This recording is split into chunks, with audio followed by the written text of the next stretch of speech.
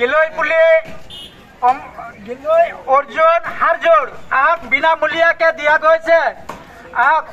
অমৰলতা গিলয় সগুণীলতা একেটা দৰৱকে কয়। ফ্ৰীকে দিয়া গৈছে 3টা দৰৱ পুলি। বিনামূলীয়াকে পাব।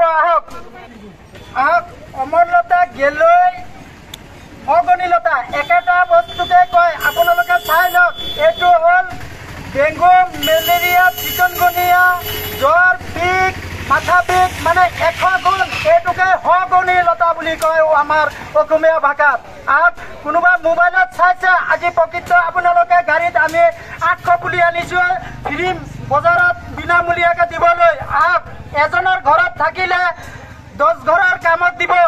ৰাইজ আপোনালোকে বহুত দৰৱ চাইছে, এইটো টিভি মোবাইলতেহে চাব পাৰিব। গিলয় পুলি বা গিলয় লতা, অমৰলতা, সগুণীলতা আপোনালোকে সত্য আজি গাড়ীত চাই লওক গছ পুলি কেনেকৈ ডাল হয়।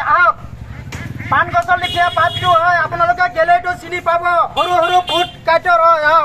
হ্যাঁ, মই নাথাকো এই দুনিয়াত, বেছিৰ পৰা বেছি 40 আৰ 35 বছৰ জীয়াই থাকিম, লেকিন মোৰ গছ গছনি 200 250 বছৰ 300 বছৰ জীয়াই থাকিব।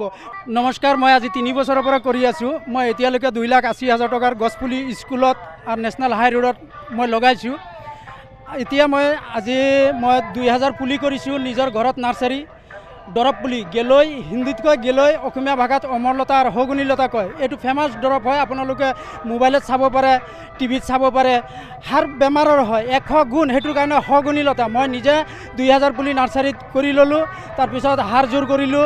তাৰপিছত অৰ্জুন পুলি, যোনটো ফেমাছ দৰৱ হাৰ্টৰ কাৰণে অৰ্জুন পুলি বুলি কয়। বিখ্যাত মানে ভাৰতৰ ভিতৰত মানে ফেমাছ গছ যদি আছে অৰ্জুন গছ হয়।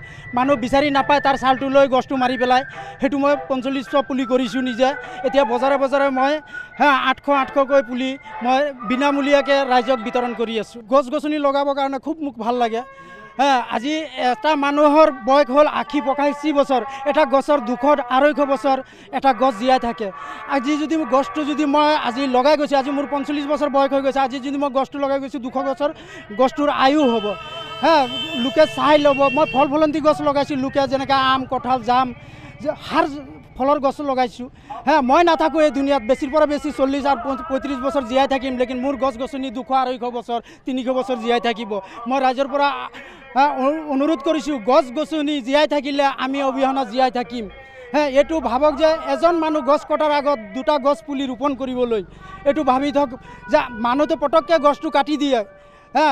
গছ লগোৱাটো নিজৰ কাৰণে আয়ু বাঢ়ে। মোৰ নাম কুদৰত আলী, মোৰ ঘৰ হ'ল নগাঁও মিছা। মই হাৰ বছৰত 200 স্কুলত, এটা স্কুলত 12টা পুলি মই নিজৰ ভৰি হাতত যিমান দিনলৈকে মোৰ তাকত হ'ব তেতিয়ালৈকে মই মানে গছ পুলি লগাই থাকিম। মই হাৰ নামাৰোঁ, মই ঘৰ বাৰী একো নবনাম, লেকিন মই গছ পুলি লগাইহে মৃত্যু বৰণ কৰিম।